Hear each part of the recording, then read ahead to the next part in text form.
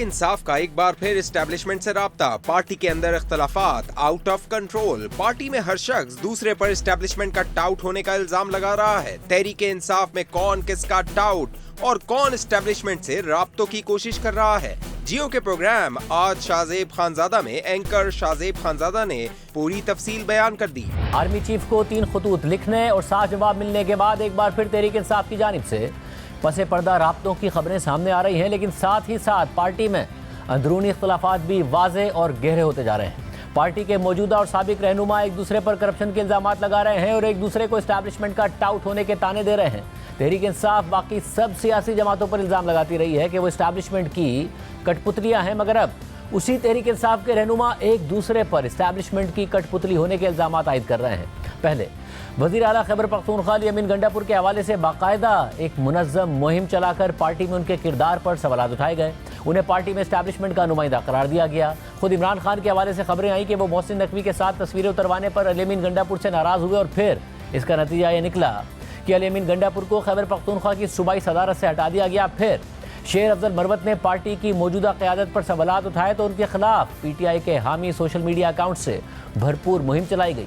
इमरान खान की बहन अलीमा खान ने भी उन्हें पार्टी में एक मोल करार दे दिया और अब शेर अफजल मरवत सलमान अकरम राजा समेत तहरीक इंसाफ की मौजूदा क़यादत को नाकाम करार दे रहे हैं। पार्टी फंड्स का हिसाब मांग रहे हैं, ऑडिट का मुतालबा कर रहे हैं और साफ साफ कह रहे हैं कि यह क़यादत इमरान खान को जेल से बाहर नहीं ला सकती, बाहर निकालने में दिलचस्पी ही नहीं रखती। इसके अलावा तहरीक इंसाफ के दौरे हुकूमत में वफाकी वजीर रहने वाले फवाद चौधरी, तहरीक इंसाफ के सेक्रेटरी जनरल सलमान अकरम राजा, सेक्रेटरी इत्तलात शेख वकास अकरम, साबिक सेक्रेटरी इत्तलात और मौजूदा सीनियर रहनुमा रऊफ हसन और एक और सीनियर रहनुमा शुएब शाहीन को इस्टेब्लिशमेंट का टाउट होने के ताने दे रहे हैं और जवाब में तहरीक इंसाफ के ये रहनुमा फवाद चौधरी को टाउट होने का ताना दे रहे हैं और इल्ज़ाम लगा रहे हैं कि फवाद चौधरी को इस्टेब्लिशमेंट ने पार्टी को तकसीम करने के लिए प्लांट किया है। फवाद चौधरी ने गुज़िश्ता दिनों शुएब शाहीन को अडियाला जेल के बाहर थप्पड़ मार दिया और उन्हें टाउट करार दे दिया। इस पर तहरीक इंसाफ की सियासी कमेटी का सख्त रद्द-ए-अमल आया तो फवाद चौधरी ने पूरी सियासी कमेटी पर इल्ज़ामात लगाए और सलमान अकरम राजा, रऊफ हसन और शेख वकास अकरम पर भी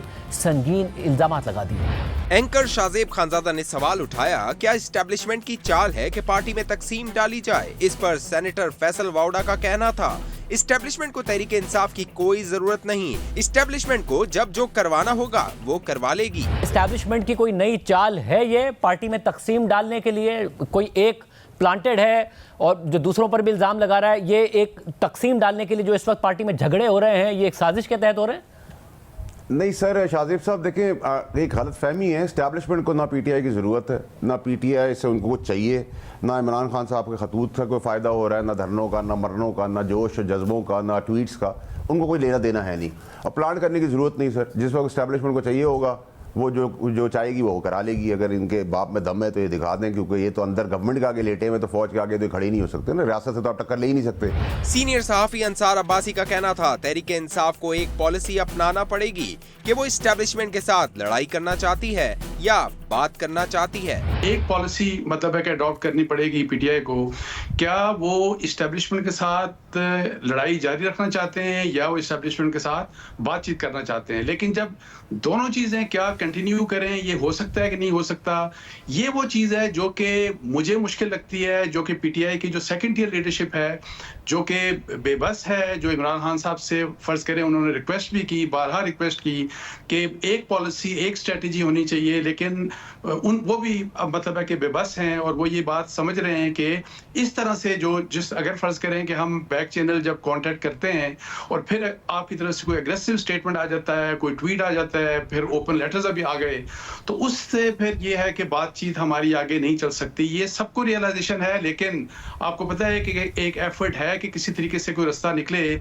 तो मुझे नहीं लगता कि इस सिचुएशन में इस्टेब्लिशमेंट जिनके साथ वो बात करना चाह रहे हैं वहाँ से कोई रास्ता उनके लिए निकलेगा। मुझे लग नहीं रहा कि ऐसा पॉसिबल होगा।